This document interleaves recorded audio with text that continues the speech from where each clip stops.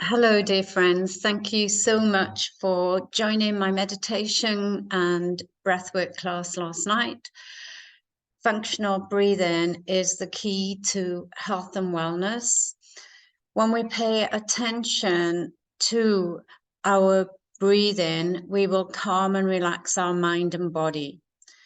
When we practice the light breathing, this is a great opportunity to be aware of how many thoughts are racing through our monkey mind.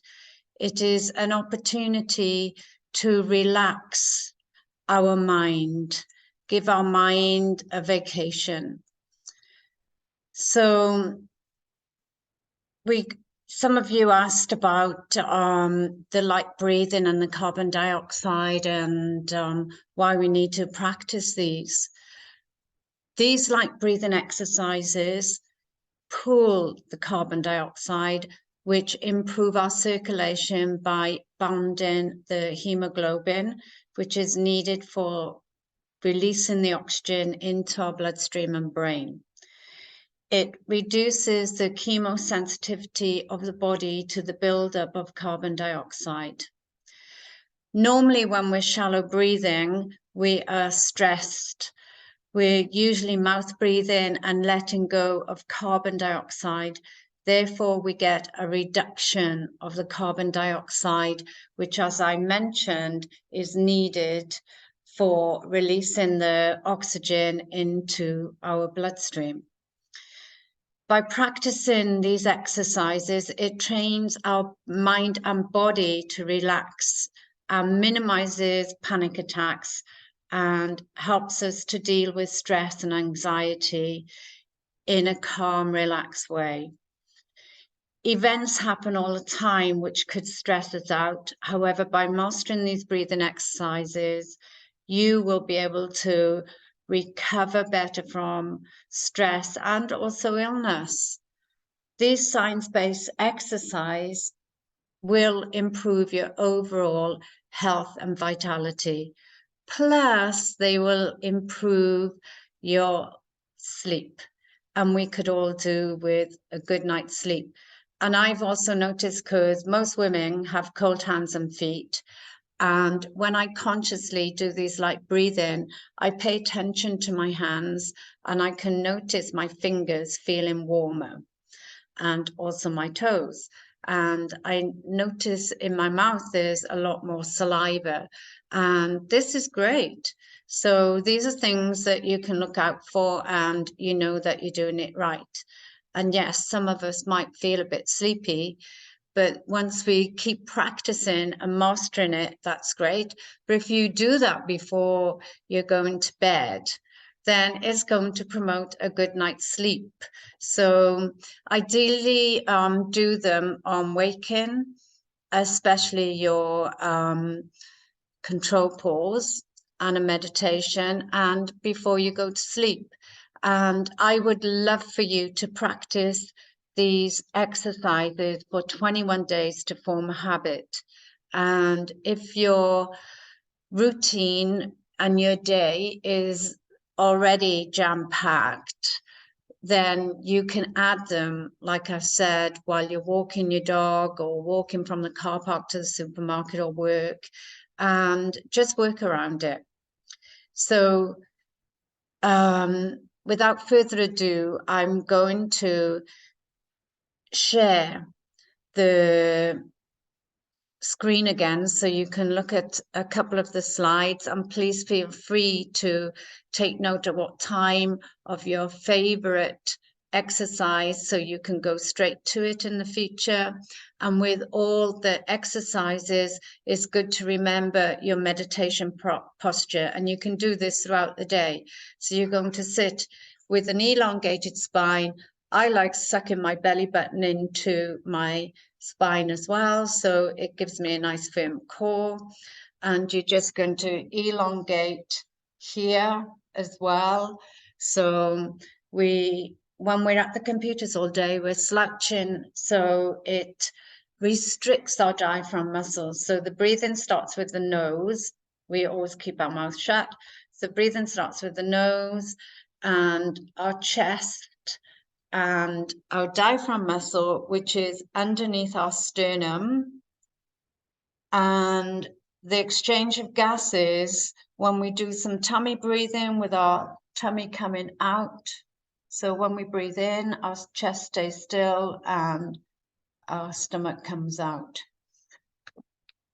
So with our stomach coming in and out, it's using our diaphragm, which aids the respiration, because our gas exchange takes place in the lower 2/3 of our lungs.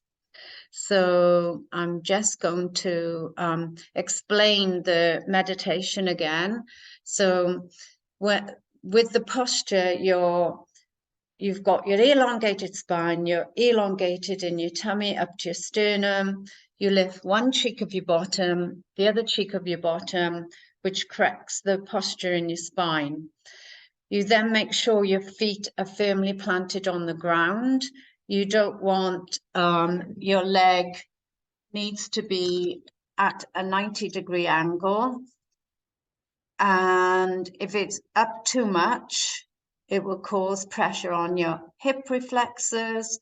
And if it's down too much, it will cause pressure on your lower back. So if your legs are too short, put and you haven't got a chair that will go up and down, put books or a pillow underneath. This is really, really important. And you can teach your friends and family that as well. And then make sure when you shrug and roll your shoulders back, it actually corrects the posture of your shoulders, and it switches on the muscles. For the ladies where our bra strap is, it switches the muscles on there, keeps them active. And men, it's sort of midway where your nipple line is around the back. So then you keep your chin parallel to the ground, and you slightly, just about a centimeter, bow towards your chest, and that's like taking the pressure off your spine. And also it's like acknowledging the God within you. With your hands, you keep them facing the ceiling. And I like to drop mine slowly on my thighs, or you can cross hands and leave them on your lap, whichever is relaxing. And throughout all the meditations, even the walking ones, you're going to imagine a string keeping you safe, straight, coming up from your crown, going up to the ceiling. And from your coccyx, the end of your spine, your tailbone, imagine that string. So it's coming from the sky, coming in through your ceiling, and then it comes out your coccyx and pulling you down. So you're in perfect alignment all the time. So just keep remembering that. And all the time, your mouth closed, please. And just breathe in and out through your nose. So I'm going to add loads of links that I discuss, the ones with Patrick Mckeown, my interviews with him about his meditation app, and with Dr.Derek Mahony, the famous orthodontic surgeon who specializes in breathing exercises, and he's been on 60 Minutes as well. And there's a great video to watch the difference between the two twins. And also Dr. Mew. So when we close our mouth, we relax our jaw for the meditation and all these breathing exercises, and we clap. We keep our tongue on the roof of our mouth. And this is proven by scientists that it changes our facial structure. So now I'm going to share the screen. If you bear with me one moment, and you'll see all the slides.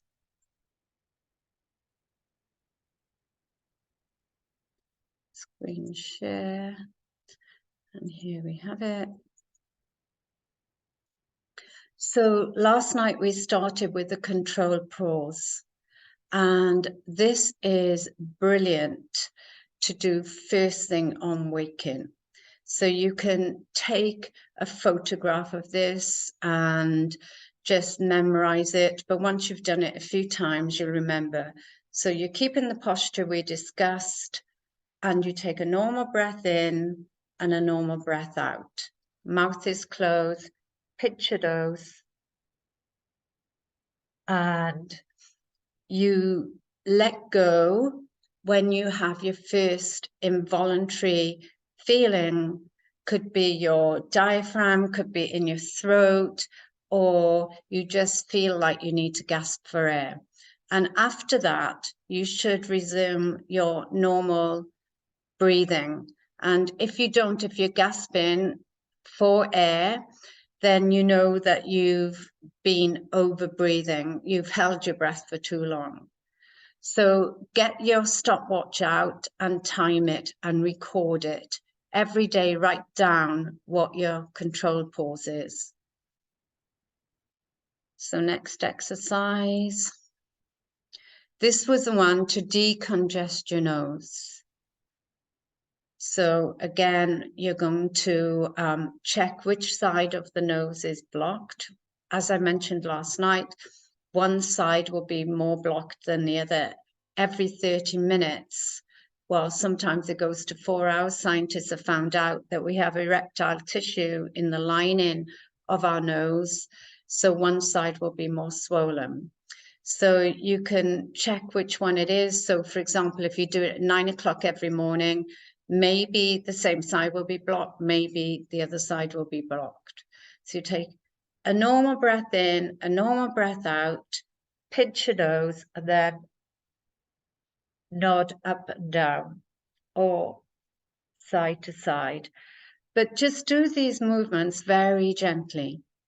And again, when you feel a strong air hunger, so we're challenging ourselves a little bit more. When you feel a strong air hunger, release your hold and let go and stop for about 30 seconds. If you're feeling okay, repeat. So we're going to do this 6 times back to back. This is not good for pregnant ladies, and it's not good if you've got high or low blood pressure or circulatory problems or panic and anxiety issues if they're really strong. So this is the light breathing exercises, and you can read through about the biochemistry, the biomechanics, and the cadence. And here is a list of all the different ones. So I recommend we're starting with your favorite. And if you do that every day for a week and just notice how you feel. So we'll go through them here. So this one is the hands on your chest and tummy, and the screen explains absolutely everything. So you're imagining the string, you're closing your eyes. I recommend closing your eyes because you're not distracted by outside things happening, and it allows you to just totally go within and pay attention on your breathing. And keep noticing the slightly cooler air as you breathe in and the slightly cooler air as you breathe out. And you can count to 4 on your in breath and 4 on your out breath.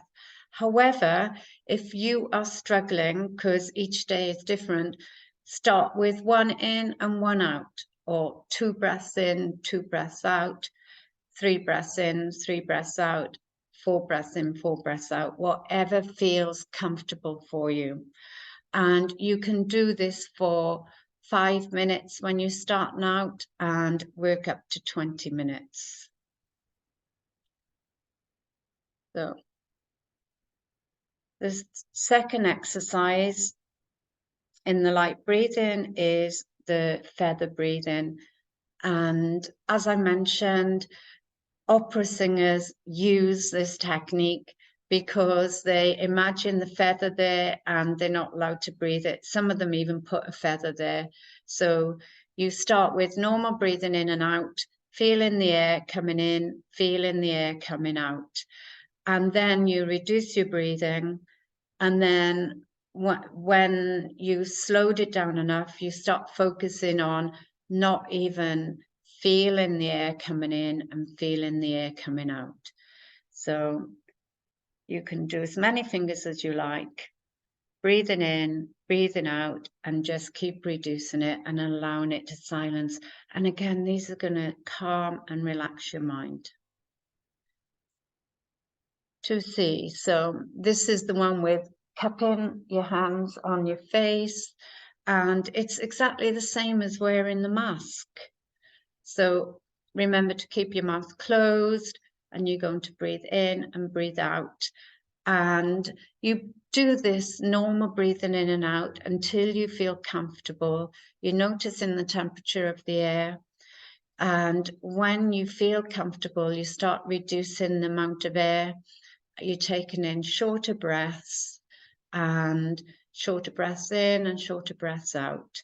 I like to imagine I'm just filling the nostril here, and you're allowing your chest and tummy to relax and your body to relax, and your mind's getting the message, just relax. So you're relaxing, relaxing, relaxing. And you can do this one for 5 to 20 minutes also. This one is finger blocking nostrils. So as it says, you can block your nostril, and it doesn't matter which one you do, whether it's the blocked one or the unblocked one. It's probably better while you're practicing and getting into it to start with the unblocked nostrils so you feel comfortable with the exercise. So all of these start with a normal breath in and a normal breath out, and then do your usual breathing, and then slow the breathing down.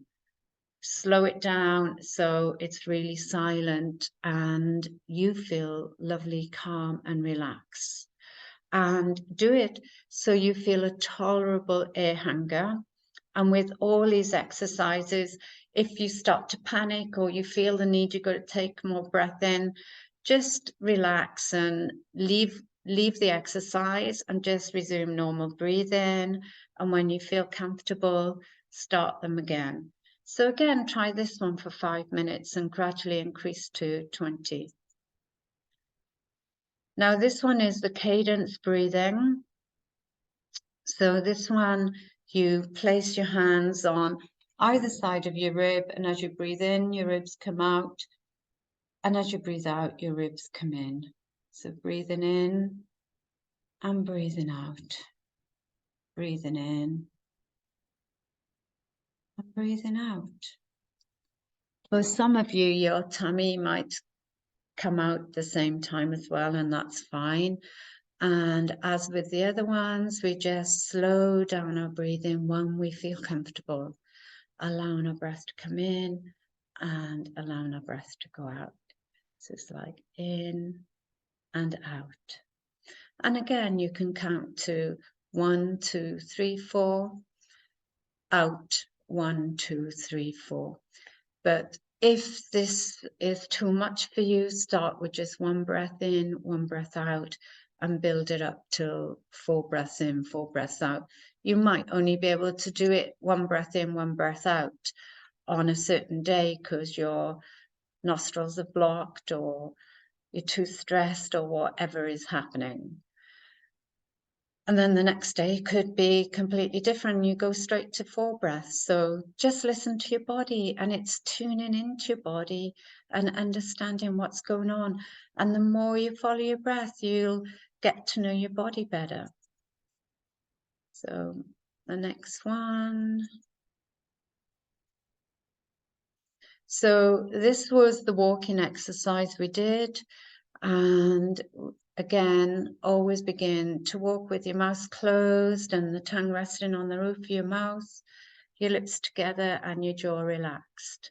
And you're imagining the piece of string pulling you up to the sky, your lovely long posture, and you're lengthening the distance between your sternum and your navel. And you block one nostril and you keep walking and just breathing in and out through the nostril And like all the exercises, noticing the slightly cooler air coming in and the slightly cooler air coming out. And even if you're panicking with this one and you feel you need to have more exercise, just let go and breathe normally. So the rest I'll talk about next week. And last night we also talked about myotape. So you can buy them off Patrick's site, or you can look, if you're in the UK or NZ, which therapists are near you. And if you're in Australia, you can buy them directly from me. They cost $38 for a pack. And as I mentioned, you put them over your mouth. Obviously, you take it off there, so it's over your mouth, and you just breathe it in and out normally through your nose, and your tongue is resting gently on the top of your lips. For the micropore, I always leave micropore and sellotape with a little end already tucked in. And especially if you know you are a mouth breather, you really need to start doing this. So I'm just cutting the other end of the micropore. As I say, I always tuck this over straight away. It's a good tip so that you don't have to be scraping it or finding it. And I'm just tucking this in. So now both ends are tucked in, and then you just place it over your lips.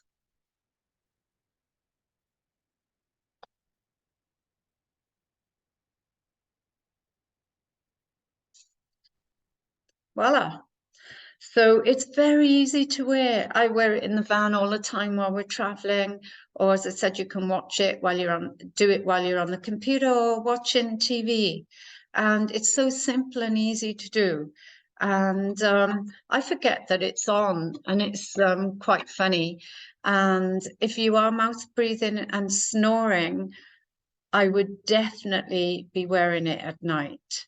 You know, it's healed my husband's snoring just from wearing it. And yeah, so when you know that you're not snoring anymore, just stop wearing it at night. But start by wearing it for 5 minutes in the day and then increase it to 20 minutes. Some more information on the myotape. And this is the homework I gave you. And I will be adding all the links with this video. And the main thing is just enjoy and relax. So thank you, everyone. And I look forward to seeing you next week. Next week, we will be learning the science behind nasal breathing. So you'll get a good understanding why we are doing this type of breathing. So we'll talk about nitric oxide and carbon dioxide and everything involved, and the various dysfunctional traits and breathing patterns, the breathing mechanics.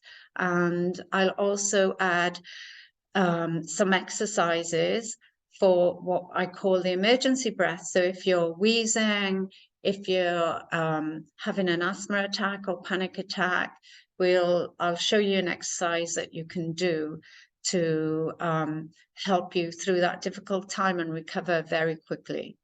And that's what Patrick did when he's having it. He was having his asthma attacks on his daughter, and they healed themselves from it by doing it every hour. So, dear friends, enjoy your day and keep practicing. Practice makes perfect. Lots of love, and see you next week.